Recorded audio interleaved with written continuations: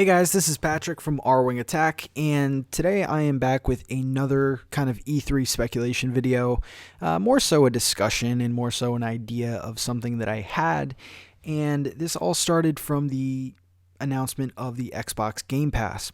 If you guys don't know what the Xbox Game Pass is, for those of you who don't own an Xbox or care about Microsoft, essentially the Xbox Game Pass is a monthly kind of subscription fee where you can play over 100 games for free. You can download them to your system and you can play them unlimited for that month. And I think that they kind of update games. They might keep a few games, but this looks like it's going to be an updating service. So let me read the description for you that they give. So the title is One Low Monthly Price, and enjoy unlimited access to over 100 great Xbox One and Xbox 360 titles, which is cool that they add the 360 titles in. So it's not just Xbox One games for only $9.99 per month. And it lists some of the games here: Halo 5, Payday 2, NBA 2K16, Gears of War Collection, I'm assuming. So these are pretty big titles. Of course, I checked the list and it's mostly Xbox 360 games, so it's not as enticing as it seems. But that is $9.99 a month. Let's also scroll down and see some of the other features that they have. So basically saying that there's going to be a lot of variety of games, puzzle games, sports games, bigger titles, and download games directly to your console, like I said before, play online or offline in full fidelity with without any streaming or connectivity issues, which is awesome. So essentially you can play these games online and offline, which got me thinking about the Nintendo Switch. But anyway, and the last feature, which I thought was really, really cool, was discounts on Xbox One games that are in this catalog. So when this catalog changes monthly and you like one of these games, you can then purchase it in the Xbox Game Store for 20% off, and all DLC and add-ons are 10% off. So that's really cool. So, and it's a good idea. It's a very, very smart idea, but I can't justify paying $10 a month in addition to the $60 a year that I pay to be an Xbox Live Gold member.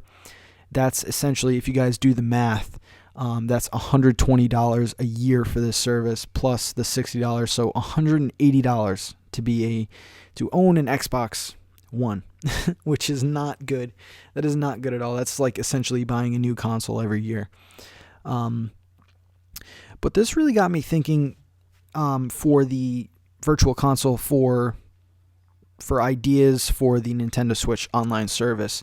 And essentially, I think that the online service obviously should provide our online service. We could play any game online, no restrictions at all. And also, Nintendo needs to find a way to fix the communication and the chat function, because it's never been good. On any online service, it's never been good. It's never been organized. It's never been easy to talk to your friends or to just have friends on a Nintendo console. They definitely need to fix that. So they need to do that. But I was thinking, instead of having over 100 games in this catalog, it should be about 10 games a month. I mean, the Switch doesn't have a lot of games anyway, so maybe if you feature 5 to 10 games a month that you can play unlimited, that would be really, really great. And if you wanted to purchase those games, just like the Game Pass, you would get the 20% off and 10% off any DLC. So, for example, if Zelda was in this new Game Pass idea that I have, it would be 20% off the $60 price tag, and for the DLC, it would be 10% off. So essentially, it'd be $18 instead of $20 for the DLC. But it makes a lot of sense. I mean, people are skeptical on Switch games already, so if we get to play them, if we get some hands-on time with them, plus if we get an additional 20% off, I think that a lot of Switch fans would be happy, and Nintendo would be happy because they'd be making bank.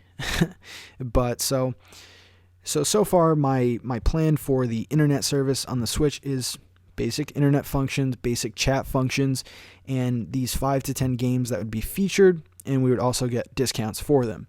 So the last thing for the Virtual Console, my idea would be NES games are free.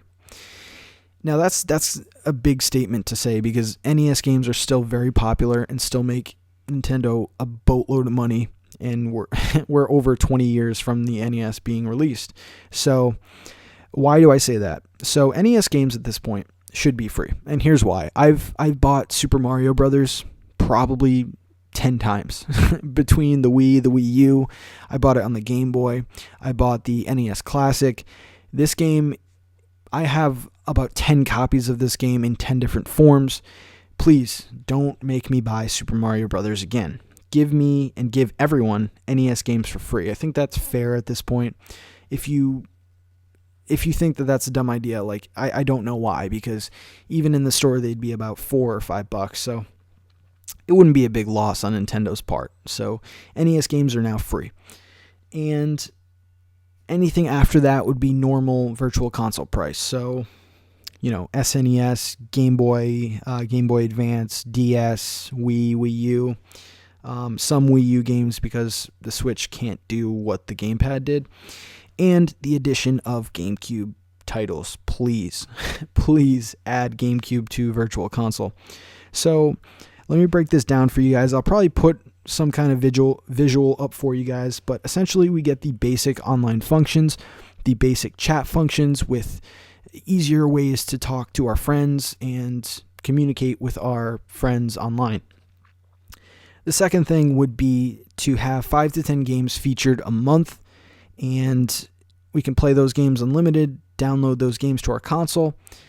After the month is over, we then have to pay for those games if we want to.